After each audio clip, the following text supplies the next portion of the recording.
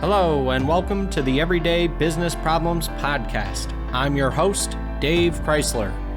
Each episode, we talk to business leaders and subject matter experts to learn about the challenges they've overcome and the challenges they still face. You'll hear fresh insights, real talk, and get inspiration to grow your business.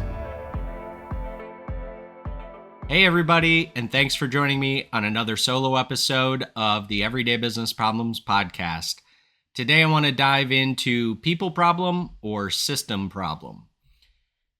I think this is a topic that can be a bit controversial depending on if you're a practitioner of lean or Six Sigma or continuous improvement or, what have you, versus kind of the what happens in everyday life, which means, when I was a young leader coming up, I would certainly tell you that we probably had far more people problems than we did system problems. And so it took me a long time to learn that the people problems, were really just system problems in disguise. And a lot of people will say that, a lot of practitioners will say that. But the other thing to share with me specifically is, all of the things that I create or talk about or write, it's all through the lens of that middle management. That's, was my primary responsibility throughout, my kind of professional career, right? Prior to starting my own independent consulting practice. So that's kind of a bit of the background of this, and what's the point of the article. One of the things I think the hardest lesson I learned specific to this is that the people problem in terms of what's happening, the dynamics of the system development, creating and ultimately improving systems around our teams, right, falls on our shoulders from a leadership perspective.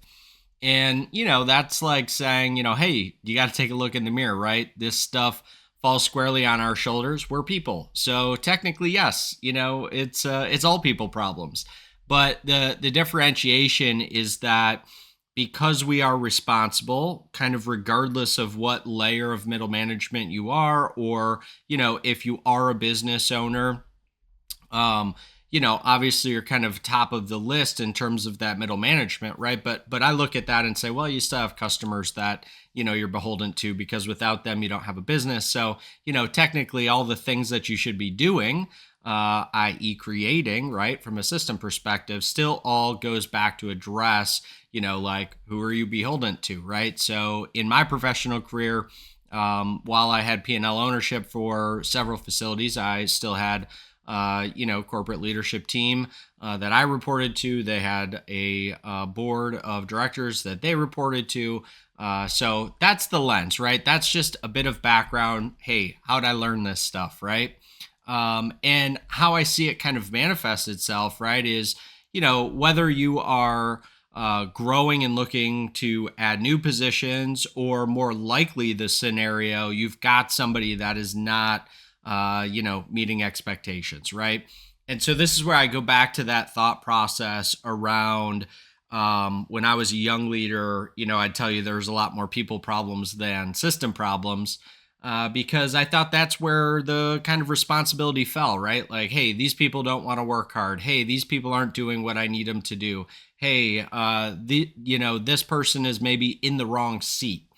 And so it's really easy to kind of push outward and blame that scenario versus taking a step back, taking a look in the mirror and saying like, well, how did we contribute to this? Do we have a clearly defined, process? Do we have a system built out around this? Is this somebody that maybe we moved from, being really awesome at their thing previously? We moved them into a new role or increased their responsibilities, but didn't give them any tools or support. So now they're struggling, right? There's all these other kind of dynamics at play. And so That's what I want to dive into for today, and just talk a bit about, some of the issues that that kind of circle around it, and then all obviously kind of leading up to, like, what do we do, right? How do we juggle, or how do we balance between, not addressing things, not taking action, not having difficult conversations, and then the polar opposite of that, which is, hey, this person's got to go. I can't believe, that we've put up with it this long, right? Somewhere in between those two extremes, is the right way to approach all of these situations. So, first thing I'll kind of dive into is, avoiding the situation, right? And I think, generally speaking, if you are a decent leader, a decent human, right? I'm gonna go even broader. I'm just gonna say a decent human. Chances are you don't like to be in conflict, right? Which means that you struggle to have difficult conversations, because you don't, want to outwardly kind of hurt somebody's feelings. You don't want to tell people that they're not succeeding. Chances are these are folks that you've worked with for a period of time, and that, you've developed a personal relationship with, even if that doesn't extend outside of, the business, right? These are people, and, it's tough to have those difficult conversations with people that so kind of, I would say, generally speaking, most people, especially in leadership, their kind of natural inclination is like, well, isn't this obvious? Like, they should know. I've talked to them a bit about this. I've made some suggestions, right? It's all of this kind of dancing around the issue that ends up creating these long-term kind of, really tumultuous scenarios where now you're not just impacting that person, like kind of everybody on the team or in the department or across the organization, depending on how large your org is, and exactly where you sit in there. But you create these really tumultuous situations that become kind of every day more and more challenging to deal with, right? So it's like, that's on one extreme of this situation where, it's like, man, we this person isn't kind of doing what we need them to do, right? I've had some of these conversations. They should have gotten it by now. Or you feel really strongly like, no, I've talked to them about this. And what I hear time and time again, like, I've got one client in this situation right now where a couple of people that have been in place for a really long time, their business is growing. So really exciting times from kind of a macro standpoint. The challenge is, the kind of main person, the ops leader, is really struggling with these people that he kind of needs to come up, right? He needs to have them take a bit more responsibility and kind of ownership of their specific roles and responsibilities, and they're not doing it. And, he feels very strongly that he's had a lot of these conversations, he's kind of set out expectations. And inevitably, as I start to ask him questions like, we'll share some of those, conversations, like, let's talk through at a detailed level, like, what were some of the specifics? And, there's a lot of kind of broad brushstrokes, a lot of generalizations, a lot of not direct, I need this, buy this, and if we can't do that, here's, here's kind of like what those consequences look like, right? And inevitably, through a lot of conversation, what we kind of both agreed upon is the fact that you weren't really addressing the issues that were at hand. Maybe you were dropping some clues. Maybe you thought that, it should be obvious, right? But at the end of the day, our job as leaders is to create clarity. It's to be consistent, right? And ultimately working towards, having some accountability across the organization. And so obviously we'll, kind of get into that later, right? But that's what we need to do. So when we don't do that, we create this, general disruption. We create a scenario where it's really difficult to then have that conversation. So, that's, again, this is on one side of what I'll call the extreme. Now, the other side of the extreme is like, this person's got to go, right? And there have definitely been people in my past that I've led that fall into this bucket, right? And for a variety of reasons. So it's not that it's never people, but what I find more often than not, and how I learned this lesson, again, by having to kind of look in the mirror, right, is that were we providing clarity, right? Like, how clear were we? Is this documented? Did we have very clear and direct conversations of like, hey, this is what, the expectation is, right? At a really detailed level, no matter what the position happens to be, right? So, did we set the expectations very clearly? Did we help them kind of break down those bigger goals and expectations into the bite sized chunks, right? There's a great scenario, or a great example rather, where if you the best way to say it is this, right? Like, everybody knows what it takes to kind of get physically fit, right? And you could go learn about all the different ways that you can do it from a kind of macro and tactical perspective, right? But at the end of the day, you can learn and understand exactly all of the steps that it takes, but what's the other thing that's required to actually achieve that result, right? You got to do it. You got to go to the gym. You got to eat healthy, right? Like, how do I eat healthy? Well, I got to go to the grocery store. I've got to do meal planning and meal prep, and I've got to get healthy recipes. And, maybe I need to find an accountability buddy, or, a gym buddy, or all these different things, right? So it's like, it's not just enough to know, right? What are the actions that I actually have to take? And then how do we kind of put in an expectation that provides those feedback, right? Like that feedback loop. So it's inbound to you from a leadership perspective. So, hey, we're taking the actions, and that's going to eventually lead to the desired outcome, right? So in this kind of other extreme of, a lot of leaders kind of default to replace because the people, the person, right, is like, this person isn't the right person. We need somebody with more skills, or, whatever the scenario is. Again, oftentimes what I find is that maybe we've created a bit of clarity, maybe we've set the expectations, but we've not created a system around them. We've not provided them with the kind of process breakdown to say, like, here's the actions that need to be taken.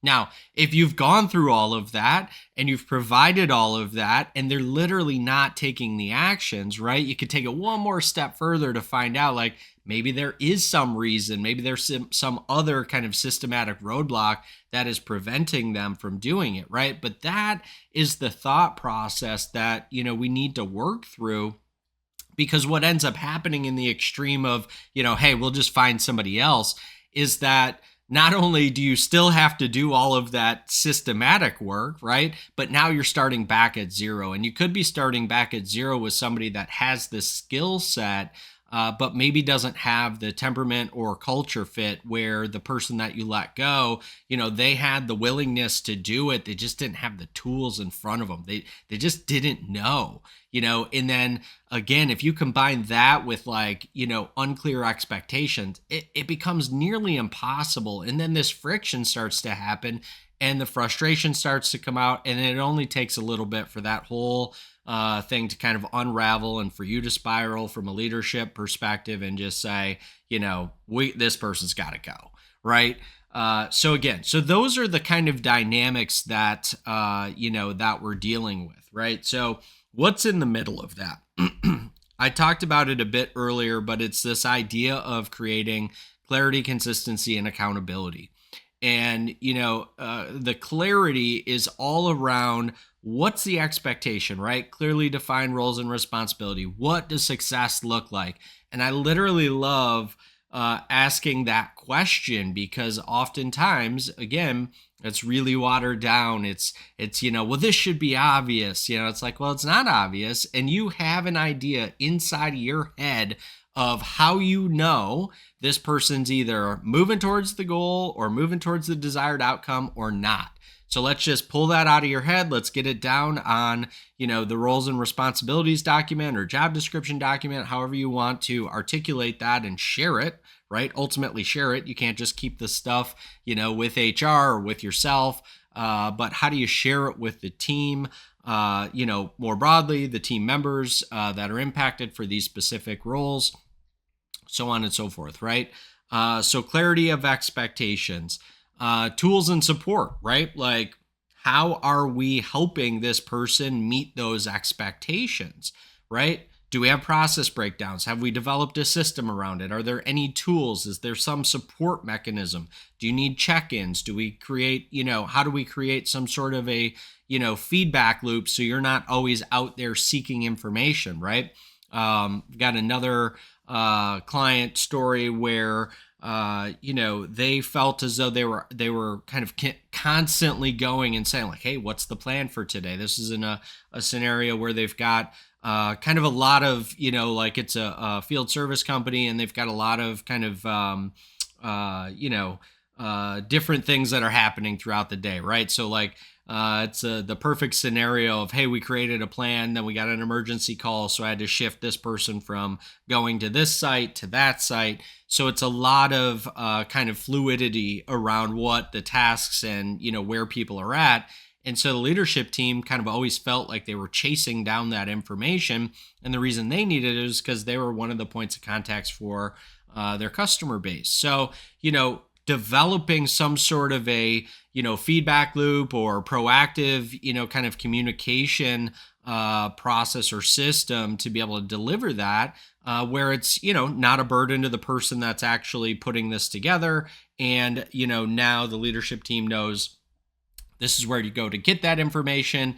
They don't have to track this person down. They don't have to, call them or bug them, right? It's here, it's by this time.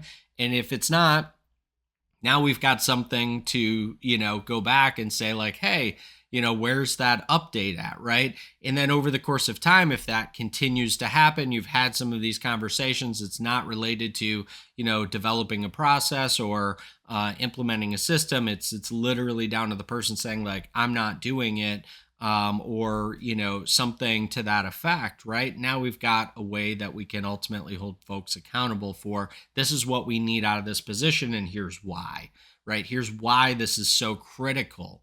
A lot of times what I'll see too is, you develop some of these things, and this is more in the lens of like continuous improvement, why you want to continue to not just inspect what you expect, right, through audit, but you want to be constantly thinking through and understanding like, are we doing something with this information? Because what I've seen over the course of time is you might implement this, and then, nobody ends up using it, right? Nobody goes there. They think, we think this thing is going to help us, and ultimately it doesn't. But then nobody goes back upstream and says like, hey, forget doing that, right? Like, we don't need to do that. That's overkill. I really don't need this information as much as I thought I did. So again, that's more through the lens of continuous improvement and how it impacts these, kind of this clarity, these, roles and responsibilities, and ultimately systems development for these specific scenarios. But those are the kind of, three things that we need to work through, right?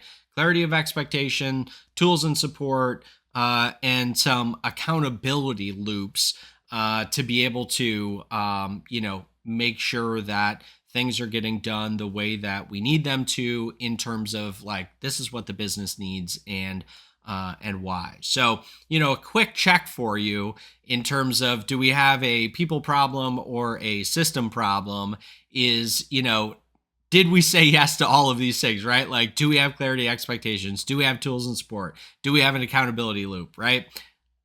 99 times out of 100, the answer is like no to at least one of those things, right? So it's like, you really got to look yourself in the mirror. You got to be really honest with yourself in terms of, are we putting our best foot forward from a company leadership perspective to help the folks that are in these positions be successful? And the last thing I'll kind of leave you with, right, on this same vein, is that if this is a person that's been there for really any length of time, right? I mean, it could be a month, but more than likely this person been there for, a period of years, right? We've invested significantly into this person. And so starting at zero and saying like this person does not contribute to, the goals and outcomes of the company, I want you to really think through that and think through all of what's been invested in this person when you're thinking about, is this person somebody that we want to have here and needs a system built around what's expected of them? Or do we have that? We've clearly defined expectations. We've been consistent with how we are, providing feedback to the expectations. And now it's time to hold those folks accountable. So, as a reminder, every one of the solo episodes is an extension of our Business System Saturday newsletter, which is free to subscribe.